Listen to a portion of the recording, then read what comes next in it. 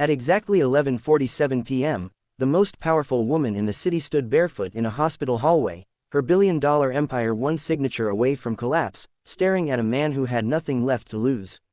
Her voice broke when she said, "I need a baby, or I lose everything." The man looked down at the sleeping child in his arms, then back at her, and answered quietly, "Then meet my condition. Tonight." No one in that hallway knew that this single sentence would destroy contracts, expose lies, heal old wounds, and redefine what family truly meant. And before morning came, every one of them would be changed forever. Chapter 1: The deal that was never about money. Isabella Crown had built her life on control. At 42, she was the CEO of Crown Biotech, a company valued in the billions, known for saving lives and breaking records. Magazines called her ruthless. Investors called her a genius. Employees called her, "Ma'am," carefully, never too close, never too personal. But none of them knew the truth. None of them knew that buried inside a single clause of her late father's will was a cruel ultimatum. Produce an heir within 6 months, or forfeit the company to the board. Her father had never trusted her leadership. He had trusted bloodlines, and time had run out. The fertility treatments had failed. The doctors had stopped making promises. The board was circling like vultures, waiting for the clock to strike midnight on her legacy.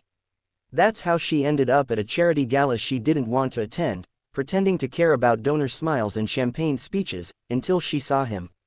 Ethan Hale stood near the exit, uncomfortable in a borrowed suit, holding a toddler on his hip like it was the most natural thing in the world.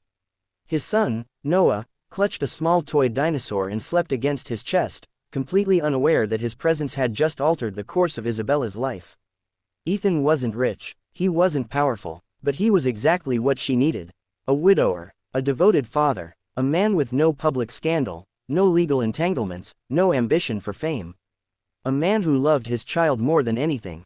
Isabella approached him with a business card and a proposition that would shock him into silence.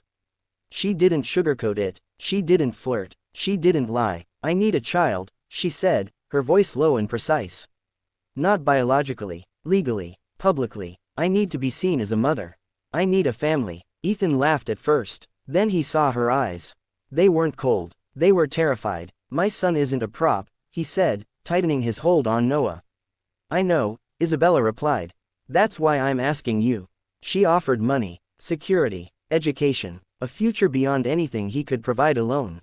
Ethan said no, 3 times. Then she said the sentence that cracked him open. "What if I lose everything?" She whispered. "What if this company, everything my mother died believing I could protect, disappears?" Ethan looked at his sleeping son and thought about hospital bills, about daycare waitlists, about how every door seemed locked unless you were born with the right name. He took a breath. "I have a condition," he said. "Meet it tonight." That was when Isabella realized this deal had never been about power. It was about pain. Ethan's apartment was small, quiet, and filled with life. Crayon drawings lined the refrigerator. A pair of tiny shoes sat by the door. The air smelled faintly of baby soap and burnt coffee. Isabella stood awkwardly in the doorway, completely out of place in her tailored coat and heels worth more than Ethan's rent. "This is my world," Ethan said gently. "Before you decide anything, you need to see it." His condition was simple, but terrifying. "No contracts tonight, no lawyers, no assistants," he said. "You don't get to borrow my son. You don't get to buy your way into his life." Isabella swallowed. "Then what do I get?" "You get a choice," Ethan replied. "If you want to be part of Noah's life, you show up. You learn, you fail, you stay, and if at any point I think this hurts him, we're done. I don't care what you lose." For the first time in years, Isabella Crown had no leverage. Only truth. She stayed. She watched Ethan warm a bottle at 2 a.m. She listened as he talked to Noah's mother's photo, apologizing for every day he felt like he wasn't enough. She held Noah when he woke crying, stiff at first, then softer, until he fell asleep against her chest. Something inside her broke open. Weeks passed, then months. The media called it a miracle rebrand. CEO embraces motherhood. The board relaxed. The will's conditions were met. But behind closed doors, Isabella learned how to braid hair with shaking hands. How to read bedtime stories without checking her phone. How to sit on the floor and let a child climb into her lap without fear.